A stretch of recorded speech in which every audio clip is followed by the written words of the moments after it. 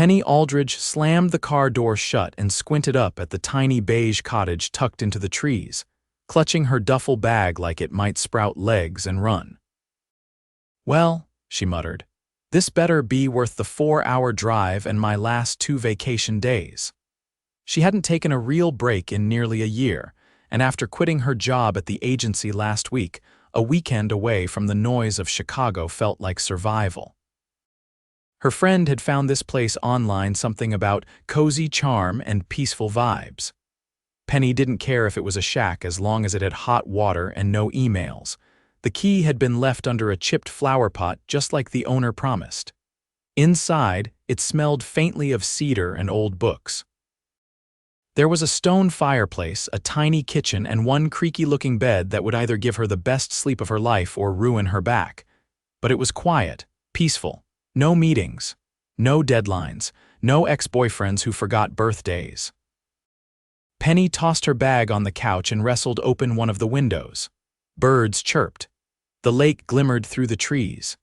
And directly through the clearing, behind a line of maples, sat another house larger, sleeker, with glass walls and a wraparound deck that screamed money. She blinked. That's not a cottage.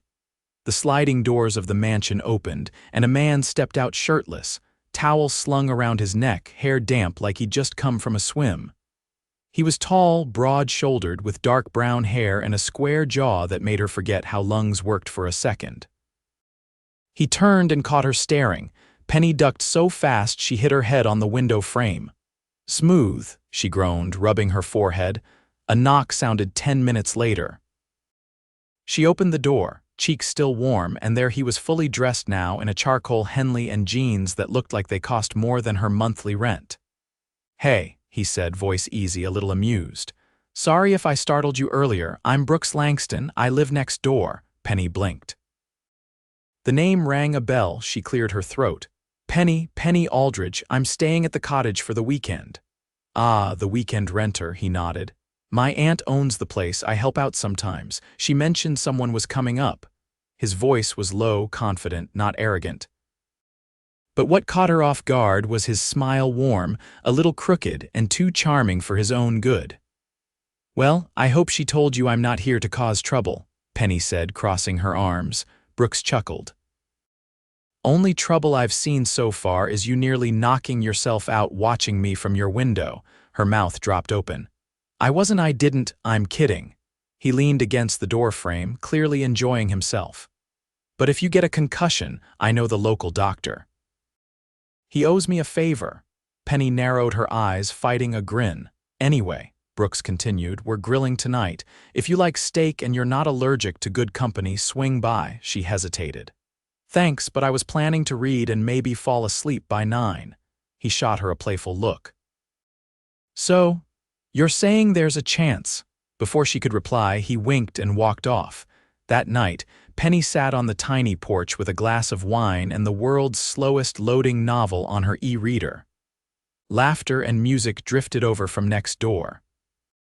It sounded like maybe 5 or 6 people, nothing wild. She could almost smell the grilled steak. Her stomach growled. She'd had trail mix and a string cheese for dinner. With a groan, she slipped on her sneakers and walked through the trees.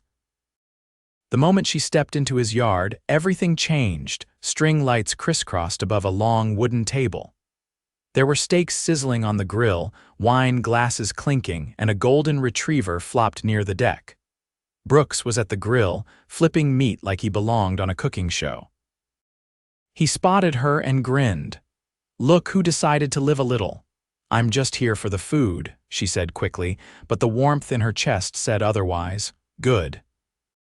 I made extras." He handed her a plate, then introduced her to the others, his cousin, a couple from the marina, and his housekeeper's son who was visiting from college. Everyone was laid back, funny, and treated her like she wasn't some outsider crashing a private party. Brooks sat beside her at the table, their arms brushing now and then. His knee bumped hers under the table once, and he didn't move it. Neither did she. "So what do you do, Penny?" he asked, pouring her a glass of wine. "Used to be in marketing, quit last week." His eyebrows rose. "Bold move. Bold or stupid, still deciding, he tilted his head. You don't seem stupid, she laughed. You've known me an hour, true, but I've got a good read on people. Do you? Yeah. For example, I think you're someone who could use a few days of peace and maybe a reminder that not everything has to be planned. She looked at him, surprised. That's not wrong. He smiled, but there was something behind his eyes like he wasn't just talking about her. What about you? She asked. What do you do? Bit of this, bit of that, he said, reaching for the bread basket. She gave him a look. That's not an answer, he grinned. I run a few companies, real estate, tech, boring stuff, she squinted. Wait, Langston. As in Langston Global, Brooks didn't flinch. Yeah, that one. You're a millionaire, but who's counting, she stared. And you live next to a rental cottage, my aunt's cottage, he corrected, amused. I like peace and quiet too. Later, after everyone had gone and the fire pit crackled low, Penny stood to leave. Brooks walked her to the edge of the trees. Thanks for coming by, he said. I'm glad you did. She hesitated. I am too. His gaze held hers for a second too long. Then he said quietly, Sleep well, Penny. She turned, heart thudding, and made her way back to the cottage. Inside, she stood by the window and looked out at the lights still glowing in Brooks's yard. She hadn't expected much from this weekend. Certainly not him. And definitely not the way her chest fluttered every time he looked at her like she was the most interesting thing in the world. Rain began sometime near dawn, soft at first, then steady tapping against the tin roof of the cottage like fingers drumming out a secret. Penny stared at the ceiling, cocooned in the too soft quilt, her mind still tangled in the way Brooks had looked at her the night before. It hadn't just been polite curiosity or neighborly charm. There'd been something else, something that pressed beneath the surface like a question waiting for its answer. She dragged herself from bed, brewed the world's weakest coffee from the tin on the shelf, and stood at the window. His house was quiet, no lights, no movement. Gray mist clung to the trees and the lake had vanished behind a veil of fog. By noon, she'd convinced herself she was being ridiculous. One night, probably just good manners, he probably looked at everyone like that. Men like him didn't linger on women like her, unemployed, directionless, and currently wearing socks with holes in them. She pulled on a raincoat, grabbed a sketch pad she hadn't touched in months, and headed toward the lake. The dock was slick, but it was empty and the rain had faded to a drizzle. She sat cross-legged at the edge, pencil in hand, sketching the outline of a maple leaf caught in the current when a low voice startled her. You're braver than I am. That dock's always been slippery in the rain. Brooks stood a few feet behind her, hands in his pockets, hair damp from the mist. He wore a navy jacket over a white tee and jeans that looked decidedly less ruined by mud than hers. Didn't realize I had an audience, she said, turning the sketchpad over. You didn't, he said, stepping onto the dock. I was walking, saw you. Figured I'd say hi before you fell in, she raised an eyebrow. That your subtle way of calling me clumsy? I'm just saying I'd feel bad if you disappeared into the lake and nobody noticed till Tuesday. She shifted to make room as he settled beside her. Their shoulders didn't touch, but the air between them changed anyway. I used to draw all the time, she said quietly. Stopped when I started working full-time, didn't feel practical. Practical's overrated, he replied, watching the water. You any good? Depends on who you ask. Ask me. She hesitated, then handed him the sketchpad. He flipped through it slowly, lingering on a half-finished rendering of the trees near the path, another of the cottage's front steps. These are honest, he said after a moment. She frowned. Honest? You don't try to make things prettier than they are, you just let them be what they are. That takes guts. The wind picked up, blowing rain sideways now. She tucked the pad under her coat. You always say things like that, she asked. Like what? Like you're trying to read someone's whole life through a pencil sketch, he glanced at her. Only when I think it matters. She opened her mouth to reply, but a burst of thunder cracked across the sky. They both looked up as the rain doubled. Come on, he said. My place is closer. She followed him off the dock, boots squelching in the mud, and by the time they reached his porch, they were soaked. He unlocked the door and ushered her inside. The interior was warmer than she expected: light oak floors, exposed beams, windows stretching from floor to ceiling. A fire crackled in the hearth, and the scent of lemon and cedar hung in the air. "Stay there," he said, disappearing down a hallway. When he came back, he handed her a towel and a gray hoodie at least 2 sizes too big. "That's the cleanest one," he said, rubbing his own hair dry. "Unless you want the one with the paint stain from last summer's deck project." She took it, letting it swallow her as she stepped out of her wet coat. "You built the deck?" she asked. "Designed it." "Hired someone who actually knew what they were doing, but I helped. Didn't picture you as the hands-on type." He looked over from the fireplace where he was stoking the flames. "I'm not always, but I like knowing how things work. How they come together." She sank into the nearest chair, the fire warming her legs. "So what made you come up here, really?" he asked. She hesitated. "I needed space. I was working 12-hour days, chasing numbers I didn't care about, selling campaigns I didn't believe in. Thought if I kept going, eventually it would all feel worth it, but it didn't. It just felt hollow." He nodded slowly. "I know the feeling." She studied him. "Do you?" His eyes flicked to hers. "I didn't inherit Langston Global. I built the first company from my apartment, eating noodles and pitching investors who wouldn't take me seriously. When it finally took off, I thought I'd made it.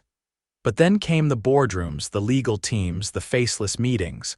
I wasn't building anymore, I was maintaining." Her voice softened. "So you came here. This place belonged to my grandfather, he left it to my aunt. She lets me use it when I need to disappear." She looked around. "It's beautiful." He didn't answer right away. "Then, it's honest." Silence fell between them, not uncomfortable, just full of things neither quite wanted to say. She stood. "I should get back before the rain gets worse." He rose too. "It's supposed to let up by evening. If it does, I was thinking of taking the boat out. Just a slow ride around the lake." She paused, hand on the doorknob. "You asking me to come?" "I wouldn't want you to fall in unsupervised." Her lips curved. "Then I guess I'll bring a life jacket." He opened the door for her, his hand brushing her shoulder as she passed. The contact was brief, but it left a current buzzing under her skin. Back at the cottage, Penny leaned against the door, still wrapped in his hoodie. She hadn't planned on connection, or conversations that dug beneath surface pleasantries. She certainly hadn't planned on Brooks Langston. But maybe, just maybe, some things weren't meant to be planned. The rain had stopped just before sunset, leaving the world rinsed clean and glittering in the last golden light. Penny stood at the edge of the dock, the lake stretching out in lazy, glassy ripples, her hair tucked under a baseball cap she found buried at the bottom of her bag. She hadn't worn it in years, but it felt right, casual, no expectations. Which, she told herself firmly, was exactly what this was. Brooks appeared a few minutes later, carrying 2 life vests and a bottle of ginger beer. His sleeves were rolled to the elbows, revealing strong forearms dusted with freckles she hadn't noticed before. He tossed her one of the vests. "You strike me as someone who follows the rules," he said, climbing into the small motorboat tied to the dock. "So I brought the safety gear." "I'm flattered you think I'd survive a capsized boat," she said, stepping in after him. "You'd probably outswim me." "Only if there's coffee waiting on shore." The boat hummed to life beneath them. He guided it away from the dock, steering toward the center of the lake where the trees curved around like a private amphitheater. It was quiet out there, the kind of quiet that made every small sound feel important. The lapping of water, the occasional call of a loon, the breeze tugging at Penny's cap. For a while they said nothing.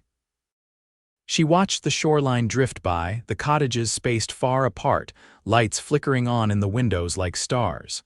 It hit her then how far this was from the world she'd been drowning in. The noise, the expectations, the constant clawing toward something that never felt like enough. "You ever think about disappearing for good?" she asked. Brooks didn't look at her. "I already have, in ways that count." She turned in her seat. "What ways?" he exhaled, one hand resting on the wheel. "I walked away from my board 2 months ago, quietly." Kept the ownership, let someone else take over the day-to-day. Most people don't know yet, her eyebrows lifted. Why? I stopped recognizing myself in the decisions being made. The company grew teeth, sharp ones. I didn't like who I became trying to stay ahead of them. Penny studied him. So you're here, trying to figure out who you are without it. I guess I'm hoping I'm more than the name on a building. She glanced down at the water, then back at him. You are, he met her gaze. There was something raw in his eyes, now not polished, not composed. Just a man trying to be seen without the armor. I Googled you last night, she said. He laughed under his breath. Let me guess, Forbes, Business Insider, a photo of me in a tux looking like I'd rather be anywhere else. Also one of you at a charity gala.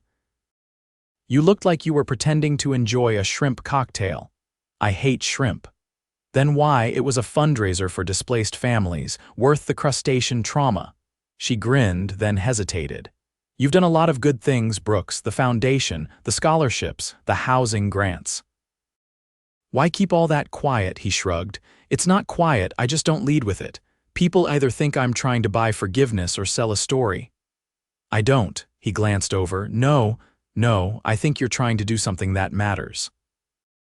Even if you don't always know how. The boat drifted to a slow stop near the center of the lake. Brooks killed the motor, letting them float in the silence. I used to come out here with my grandfather, he said.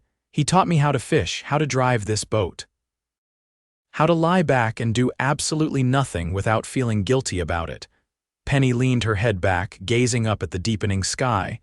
He sounds like someone who knew what was important. He was. Brooks paused. He also told me never to date a woman who couldn't beat me at cards. Good advice. You play, only when money's involved. He reached into a compartment near the wheel and pulled out a tiny, travel-sized deck of cards. Care to raise the stakes, she took the cards, arching a brow. What are we playing for? Winner gets to ask one question, the other has to answer. No evasions. You're on. They played 3 rounds, Penny won 2, all right, she said, shuffling the cards again. First question, what's something you've never told anyone? Brooks leaned back, eyes on the horizon. I almost walked away from the company 5 years ago, had a bag packed, plane ticket bought. I was halfway to the airport when my assistant called and said my CFO had a heart attack. I turned around, never told anyone, she stared. Why didn't you go after? Because I convinced myself I was needed, that no one else could do what I did. I was wrong. She nodded slowly. My turn. He narrowed his eyes. You didn't think I'd let you have both questions, did you? I won twice. I'm calling that practice. My real game starts now. She laughed, but dealt the cards again. He won. Okay, he said. Why'd you really quit your job? She hesitated. Because I got a promotion I never wanted. They gave me an office, a team, a title, and I realized I'd been chasing someone else's dream, not mine. What's your dream? I don't know yet, but I know what it's not. Brooks nodded, watching her. When he spoke again, his voice was softer. I think you'll find it. She looked at him, heart thudding beneath her hoodie. You sure? I'd bet the boat on it. They sat there as the sky deepened into velvet, stars beginning to burn through. The boat rocked gently beneath them, cradled by the water by the moment. Penny broke the silence. You ever think this is what real life's supposed to feel like? Brooks didn't answer right away. Then he said, only when I'm with you. She turned to him slowly, the wind brushing her cheek, her chest tightening with something too big for words. And when he leaned in, hand brushing her jaw, she didn't pull away. The kiss was slow. Certain. The kind that didn't ask permission because it already knew the answer. When they pulled apart, he rested his forehead against hers. I don't want this weekend to end, he said. Neither did she. But even as the boat drifted in the middle of the lake, wrapped in stars and silence, Penny knew the real world was waiting, and neither of them had any idea what would happen when it came crashing back in. The next morning arrived clear and bright, the lake like polished glass under a cloudless sky. Penny sat barefoot on the porch steps of the cottage, a mug of coffee balanced between her palms, her thoughts still tangled in the kiss, the way Brooks had held her face like he was afraid she'd vanish, the way the world had gone quiet except for the sound of her own pulse. She hadn't heard from him since they'd drifted back to the dock in silence, the boat gliding on its own as if even it knew not to break the spell. He'd walked her to the edge of the trees, pressed a slow kiss to the inside of her wrist, and told her good night without another word. There had been nothing awkward in the silence, just a weight beneath it. A question neither had answered. Now, as sunlight filtered through the leaves and the scent of pine carried on the breeze, Penny realized she didn't want to wonder anymore. She didn't want to leave this place with half a story. She set her mug down and crossed the narrow path between the trees. Brooks was on the back deck, barefoot in a pair of old jeans and a faded t-shirt, sanding what looked like a piece of driftwood. He looked up the moment she stepped into the clearing, his expression unreadable for a beat. Then it shifted, like something in him had been holding its breath and finally exhaled. "I was hoping you'd come over," he said, setting the wood aside. "I wasn't sure if I should," she admitted. "Last night felt like something, and I didn't want to read it wrong." "You didn't," he said quietly. She moved closer. "Then what happens now?" Brooks wiped his hands on a nearby towel, then leaned against the railing. "I've been thinking about that." His tone was different, earnest, deliberate. "I came up here to figure out who I am without the company. I thought that was the hardest part. But then you showed up, and suddenly there's this whole other question I didn't know I needed to ask." Penny waited, heart thudding. "I don't want to go back to who I was," he said. "The man who buried himself in work because it was easier than feeling anything real. You made me remember what connection feels like, and now I can't imagine going back to anything less." She stepped up beside him, her voice steady. "I didn't come here looking for anything. I was trying to escape. But you made this place feel like more than a pause. You made it feel like a beginning." He reached for her hand, curling his fingers gently around hers. "Then let's not make it temporary," he said. "Come back next weekend and the one after that. We'll figure the rest out together." She laughed under her breath. "You know I live 3 hours away, right?" "I have a helicopter," he said without blinking. Penny blinked. "You're serious?" "I've never been more serious." A laugh slipped from her lips, but it was full of disbelief and something dangerously close to joy. "You're impossible. But effective," he added, squeezing her hand. She looked up at him, the sunlight touching the edge of his face. "I can't promise I know what's next. I'm still trying to rebuild. I'm not sure what I'm even rebuilding yet." "I don't need promises," he said. "Just time. And maybe a few more weekends." She studied him, the man who had once seemed larger than life and now stood in front of her as something infinitely more real. "I think I'd like that." Later that afternoon, Brooks surprised her with a picnic on the bluff overlooking the far side of the lake.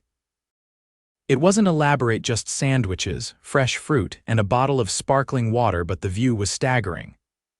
Miles of forest stretched beyond the water, kissed by the golden curve of the sun. They sat on a blanket, shoes off, knees touching. "I've been thinking," Penny said, picking at a strawberry.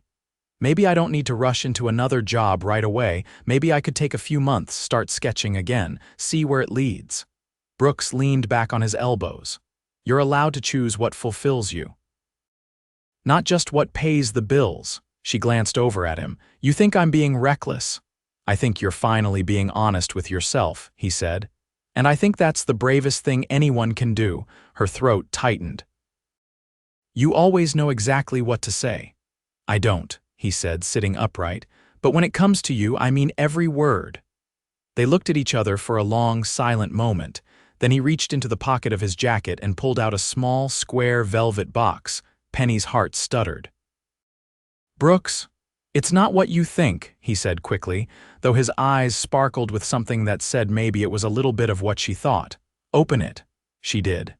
Inside was a delicate silver pendant shaped like a compass. On the back, a single inscription: "Where you are is where I want to be." Her fingers trembled slightly as she traced the words. "It's beautiful. It's a reminder," he said, "that no matter where you go, you're not lost, not anymore." She swallowed hard. "I don't know what to say. Just say you'll come back, that you'll give us a chance." She looked at him, this man who had stepped out of nowhere and into every corner of her life like he'd always belonged there. "I will," she said. "I want to. His answering smile wasn't polished or practiced. It was simply real. By the time the sun dipped below the trees, casting everything in gold, they were still on the bluff, tangled together in the hush of the world, the future wide open and waiting. 2 days later, Penny packed up the cottage, though packed was generous. She left the sketchpad on the kitchen table, a note tucked inside it that said simply, "I'll be back." As she stepped outside, a sleek black car pulled into the narrow gravel drive. Brooks waved from the driver's seat, already reaching across the console to open the passenger door. "Ready?" he called. She grinned, slinging her bag over her shoulder. "Always."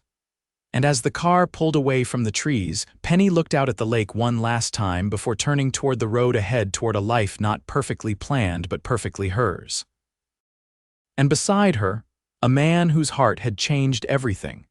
Penny adjusted the strap of her leather satchel as she stepped into the art gallery, the scent of fresh paint and soft wood polish hitting her in a wave of warmth. The space was tucked between a florist and an antique bookstore in Evanston, a quiet town just north of Chicago. She hadn't planned to open anything yet, not for another year at least, but plans had a funny way of shifting when you stopped being afraid of wanting more. The front room gleamed with clean white walls and soft natural light pouring through skylights. A few sketches and paintings hung in gentle clusters, each piece signed in her newly chosen name, P. Aldridge. She never imagined she'd see her work framed, let alone displayed, but here it was real, raw, and hers.